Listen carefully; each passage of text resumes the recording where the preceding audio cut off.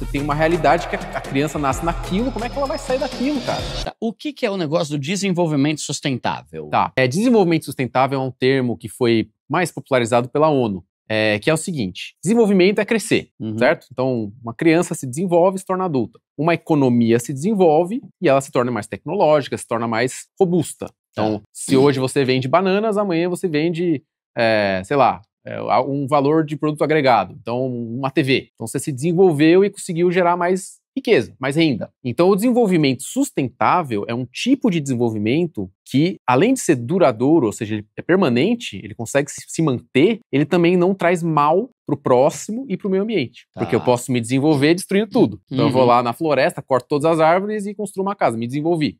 Mas a que custo? Então, a ideia do desenvolvimento sustentável é ser algo que seja benéfico para vários lados. Então, a ideia tem a ver com esse negócio de natureza, mas tem a ver também com aquele negócio de não apenas você dar uma esmola, não você só dar o peixe, mas dar a vara para ensinar o cara a pescar. Isso, é isso aí. Ou seja, como é que você faz com que um ambiente, uma pessoa, vamos dizer uma pessoa, que ela se desenvolva e ela consiga gerar riqueza por si só. E não só dar para ela o que ela precisa naquela hora. Então, tem uma definição de pobreza que eu acho muito legal, cara. E eu estudei isso no mestrado. É um cara que ganhou o Prêmio Nobel da Paz, chama Amartya Sen. E ele falou assim, pobreza não é falta de recurso, é falta de capacidades. Ou seja, desenvolver não é você dar dinheiro. Desenvolver é você dar capacidades.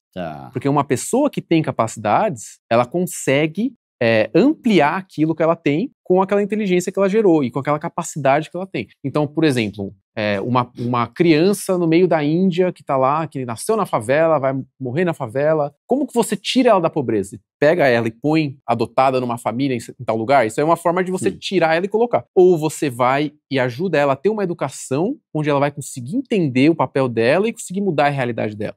Então, o desenvolvimento, ele tira a pessoa da inércia, do caminho comum dela. Então, porque assim, a pobreza, você até começou a falar em uma parte aí, né, que tem muita gente que acha que o pobre é pobre porque é vagabundo. Tem quem seja, tem quem se encaixe nesse perfil. Claro que sim. Né? A gente tava até falando sobre isso hoje à tarde aqui, né? Sobre a pessoa que tá sempre pedindo dinheiro, mas não quer trabalhar, não quer fazer. Só que você vê no nosso cenário muita gente que até tem a vontade, mas o problema é mais estrutural. Sim. Como que funciona? Como que vocês lidam com isso? Porque o meu desafio no canal é falar, para de ficar dependendo do governo. Sim. Porque tem gente que realmente não faz nada, não quer trabalhar, não faz renda extra, não faz nada e acha que o governo, o presidente tem que resolver tudo. Tem um problema que é estrutural, né, que é do sistema. Mas tem também o problema da pessoa que é vagabunda e tem o problema da pessoa que não é vagabunda, mas que não tem o que fazer. Tipo isso? Isso seria um problema hoje? Sim, seria. Me chamou, Duda. Você não é vagabundo, não. Você só é mal remunerado. É trabalhador. Cara, eu queria fazer um parênteses aqui para agradecer o trabalho que você tem feito pro nosso povo brasileiro. Porque o que você tem feito tem sido abrir os olhos das pessoas para elas enxergarem o potencial que elas têm dentro delas e mudar a realidade delas. Isso é incrível, cara. Obrigado por fazer isso, cara. Isso, eu acompanho você e posso me chamar de teu amigo, né, de ter te conhecido. E eu acho muito legal que você tá fazendo isso. Agora, só isso não resolve. Porque não é uma questão apenas de mentalidade. Não é, porque é uma questão de estrutura de como a gente vive o mundo hoje. Então, como que você vai mudar uma situação, por exemplo, eu estive no deserto do Kalahari, que é o deserto mais antigo, lá na Namíbia, onde tem gente vivendo de caça e coleta. O cara vai lá, caça a galinha dele e ele come. Não tem Uber lá pra ele fazer uma resta. Cara, tem nada, é um deserto. Tem Uber, não tem nada. Então, e como é que você faz, então? Como é que você tira esse cara da miséria? Como é que você tira? É um caso extremo, né? Então aí a gente precisa definir os termos. Então, o que é pobreza? Filosófico. Falta de capacidade. Falta de capacidade, que é uma definição mais completa do que só uma linha. Tem gente que fala, a linha da pobreza é 2,5 dólares por dia. E aí, o que está abaixo disso é miserável. Beleza, você precisa ter uma métrica às vezes, mas isso não diz tudo. Porque você tem pessoas em situações de extrema vulnerabilidade, por exemplo, em guerras. Cara. E você tem uma criança na guerra que tá lá, perdeu o pai, perdeu a mãe, e aí?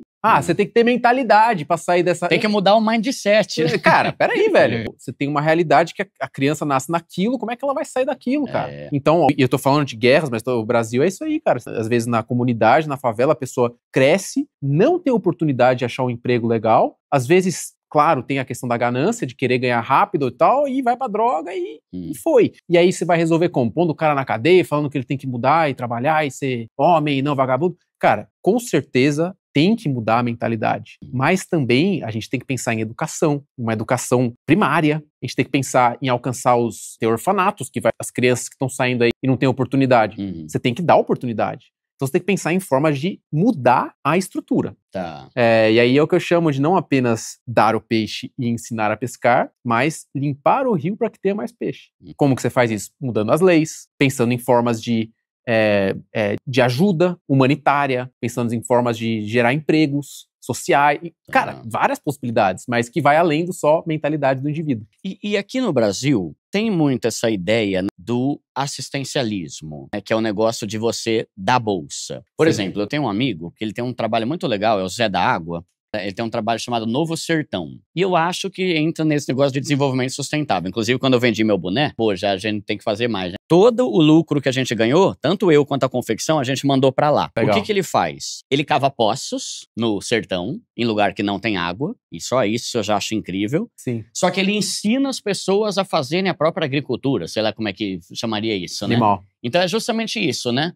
Eu posso te dar alguma coisa, só que mais do que te dar, tá aqui, ó. Tá aqui, ó. Deus abençoe, viu? Seja próspero aí com essas moedinhas. Ele fala, vem cá, eu vou te ensinar como plantar o tomate, alface, isso e aquilo, para que você não fique dependente só do outro. Só que no Brasil hoje, quais são os problemas relacionados a pensando em desenvolvimento sustentável, sei lá. O Brasil é um país que a política, o sistema não se importa com isso, que tem muita crítica disso, né? Tipo assim, o brasileiro fica dando a bolsa, e que bom, porque realmente tem gente que só sobrevive por causa dessa bolsa, só que parece que falta aquele negócio, né, de vamos criar fábrica para dar emprego, vamos criar isso para a pessoa conseguir se desenvolver em vez de só ficar com essa bolsa. Isso é um problema? Cara, é complexo isso aí, porque você tem essa questão que tá muito forte agora, é as pessoas usando o dinheiro da Bolsa Família para apostar. E por que isso é muito crítico? Porque é um dinheiro para ajudar a pessoa a sair da miséria, ela tá usando aquilo para afundar ainda mais na miséria. E falta educação.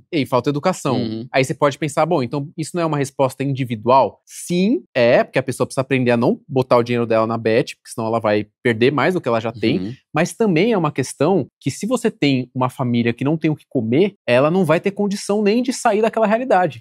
Só que aí, como é que eu vou ensinar ela a usar o dinheiro dela para comida e não na bet? É muito complexo. É por isso que eu falei, você precisa de uma educação mais ampla. Você precisa de saúde, você precisa dar um alimento pra pessoa, que senão ela não vai conseguir nem... Cara, isso existe uma correlação entre comer e aprender. Se você não come, você não consegue aprender. Você não consegue, não tem como. A pessoa que tá com fome, ela só não... pensa em comida. Não sei se já passou fome, mas assim, cara, se você ficar com fome, você não funciona direito, cara. Os neurônios e tudo, o desenvolvimento. Então, a malnutrição, que é hoje, cara, tem milhões de crianças que passam por isso, impede do desenvolvimento, né? Então, aí você vai falar assim, então como é que você faz pra resolver esse problema? Você tem um problema que é estrutural. E aí no Brasil, a Bolsa Família, ela gera muita polêmica, porque também é uma questão partidária, né? Tem toda essa polarização partidária. Eu vou tentar escapar disso pra gente falar exatamente do tema.